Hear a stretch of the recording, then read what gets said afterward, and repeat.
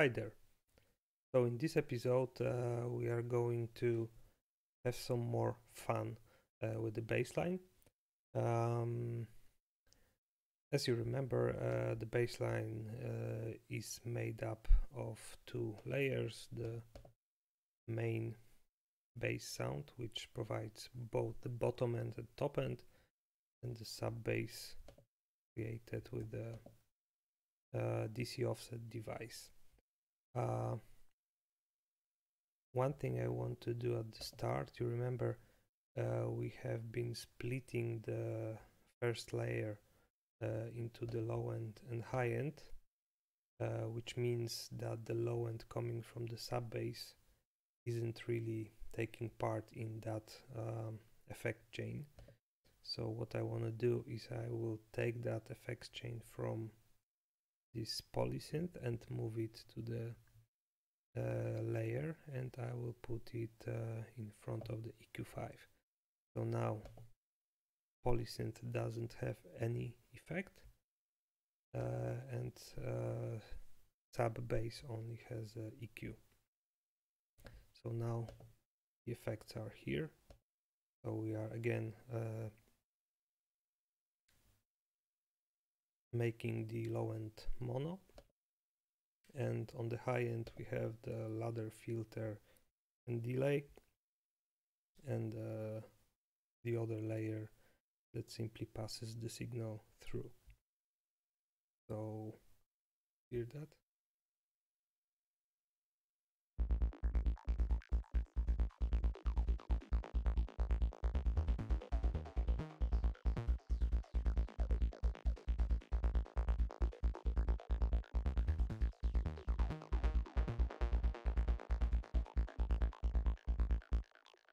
Okay, so one thing that we definitely can do to make it a bit more lively again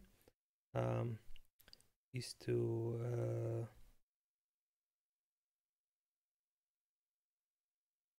use the panorama, because so far the signal is in mono, because the synths are mono and all the effects are mono. Even the delay is a single tap delay. So we could use modulator again. Let's say random. Let's say we want it to change every quarter note.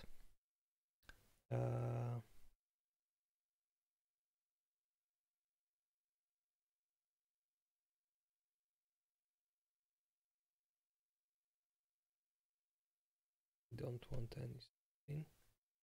Want it to be sharp. Here, let's add a tool. No, maybe let's do it differently. Let's put the tool in the input of the delay, so that every tap, if for example the tap captures the sound on the left side, it will be repeating it on the left side. If it catches the sound on the right side, it will repeat that on the right side. So let's move that modulation here. Let's delete it from there. And let's simply use that bipolar. So let's simply use that to modulate the panorama.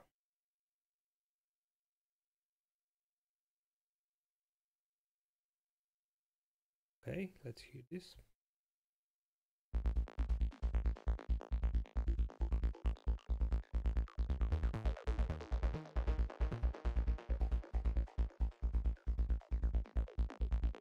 Now we have to change the trigger, because as you see it changes with every note. Let's do it sync, which means it syncs to the transport.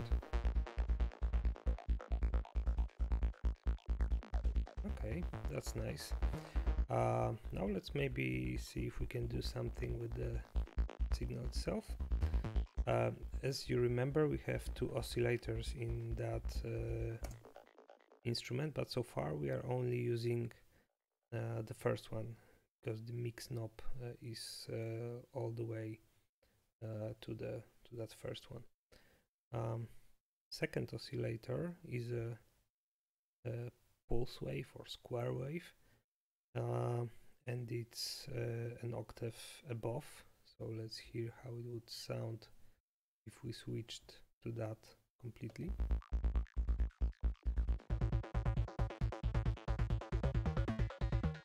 Yeah, so it's nice, but not what we want all the time, definitely.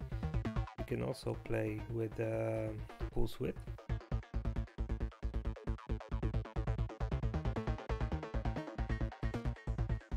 So that's something to consider. We could make it unison, but for bass it's not something we want to do.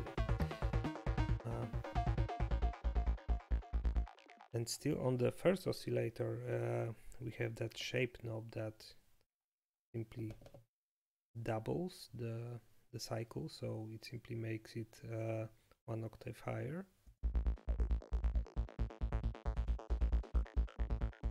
So we don't necessarily want that again, but what we can do is we can play with the shape. It doesn't do nothing right now, but once we add a slight change here, let's say 25%, this moves it to the front or to the back of the cycle. It simply makes the triangle less, let's say, perfect, a bit more analog, maybe even. So maybe let's set it here. It sounds nice.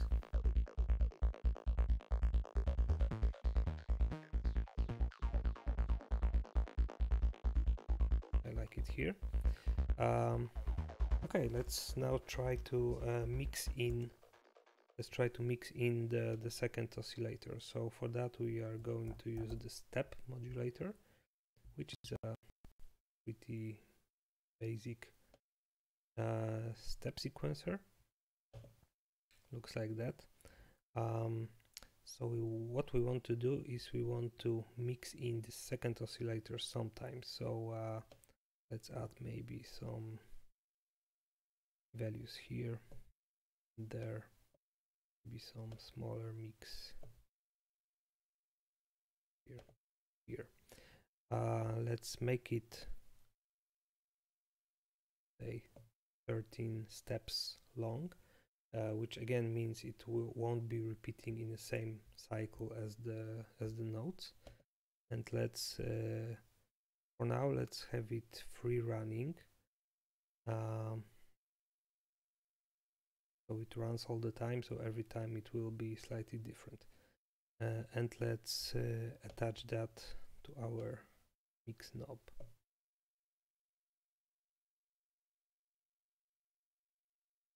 Let's see if... Okay, let's play it.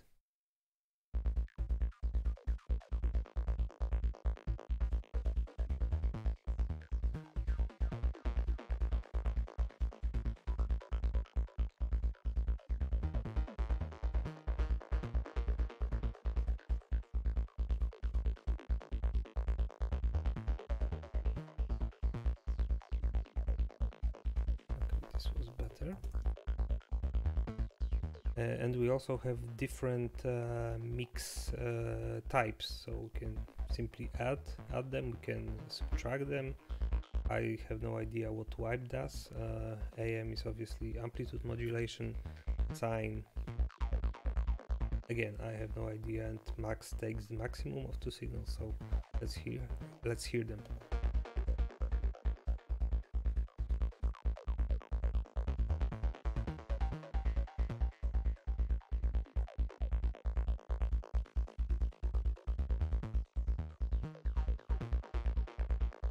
I think this one is best because it somehow reduces the squariness, let's say, of the second oscillator.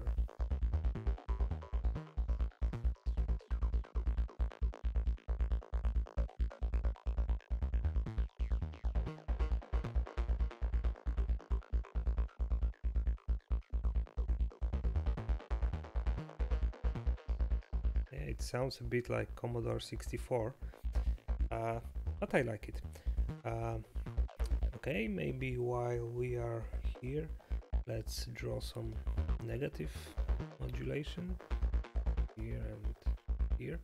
It doesn't impact the mix knob because it would go, into the, let's say, negative areas, but we can use that negative modulation, for example, to maybe move the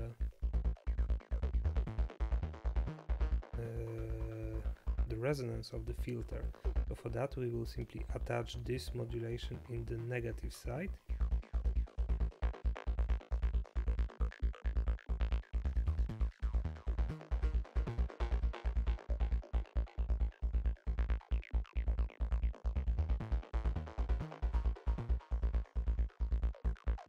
Yeah, that's very nice.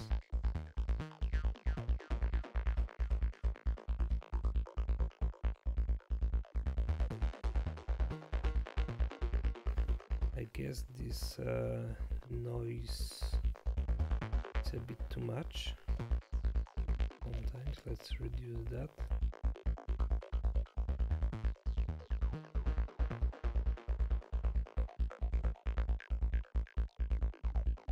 Okay.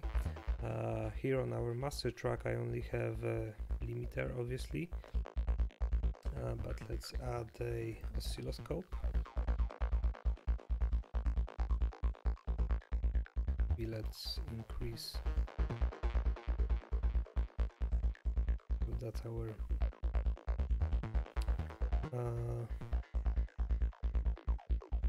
bassline, and let's spectrum analyzer. So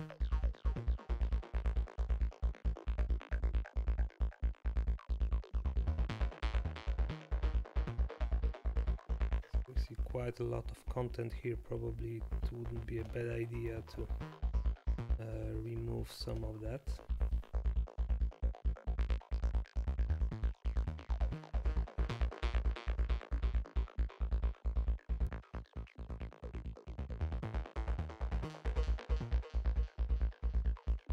And definitely cut at around 35.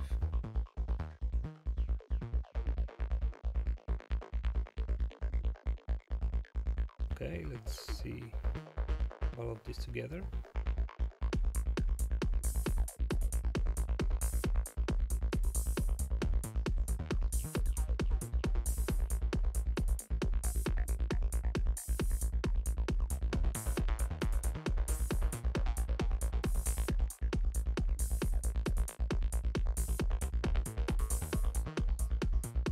Yeah, it's gotten pretty groovy. Okay, let's wrap it up for this episode.